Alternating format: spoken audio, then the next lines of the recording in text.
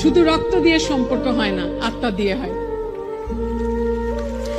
আত্মাটাকে বড় করতে হয় রে বাবা, মনটাকে অনেক বড় করতে হয়। সমুদ্রের মতো বড় মন নিয়ে তোমরা আজকে যেখানে দাঁড়িয়ে আছো, এখান থেকে যাত্রা শুরু করবে, এটি আশা করি তোমাদের কাছে।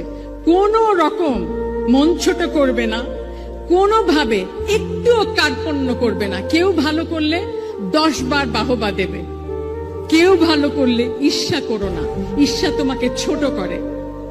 এবং আরেকটা জিনিস মনে রেখো, আমাদের জীবনে আমরা এমন একটা জায়গায় এসে পৌঁছেছি যেখানে আমরা শুধু কিন্তু তির্যক সমালোচনায় মেতে থাকি।